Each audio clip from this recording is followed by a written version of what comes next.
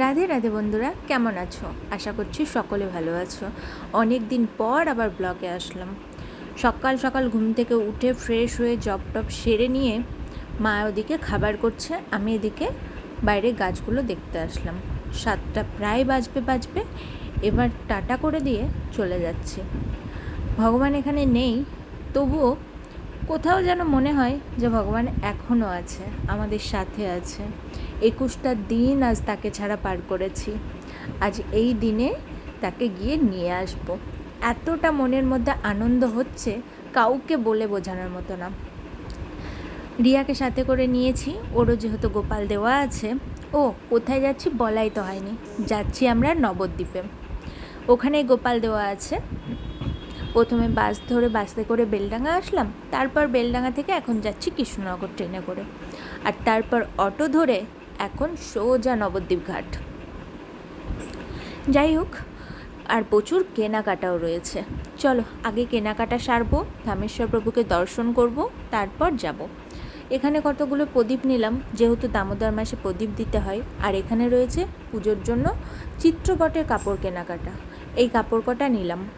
সব মিলিয়ে ছোট বড় মিলিয়ে প্রায় 7-8টা মতো কাপড়, আর বাকি কিছুটা রিয়ার থেকে নিয়েছি, আর আমার কিছু নতুন ছিল। আর এই দিন কারোর একটা জন্মদিনের জন্য ধামেশ্বর প্রভুকে শাড়ি পরিয়ে সুন্দর করে সাজানো হয়েছে। আমি এদিকে নিয়ে এসেছিলাম রুটি, মিষ্টি আর কলা, আর রিয়া এনেছিল চাউমিন। চলো কেনাকাটা প্রায় কমপ্লিট, এবার যাচ্ছি গোপালকে দেখতে, মানে সাথে করে নিয়েই যাব আজকে। যাই হোক, আর এইটা হচ্ছে ছাড়া গঙ্গা। এই যে এইদিকে কিছুটা রয়েছে, মাঝখান থেকে রাস্তা, আর বাকিটুকু ওই দিকে রয়েছে। এটাকেই নাকি বলে ছাড়া গঙ্গা, কেন বলে জানি না, অত বৃত্তান্ত জানা নেই। তবে চলো, প্রায় চলেই এসেছি। এই যে এনার বাড়ি, প্রায় 21 দিন পর চলো এসে শুনছি নাকি কাজই হয়নি। আর ইনি গোপালের অঙ্গরাজ করানোর থেকে বেশি কিছু করেন ভগবানের কাপড় তৈরি। তাই এই যে ঘর ভর্তি কত রকমের শাড়ি, আর এই যে অবশেষে পেয়েছি দেখা।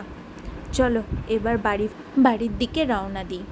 ঠিক আছে, প্রচুর গল্প হলো, কোনো একদিন আবার গল্প করব। আর এই যে রিয়াদের গোপালটা রং শোকায়নি বলে এই অবস্থায় নিয়ে আসতে হয়েছে।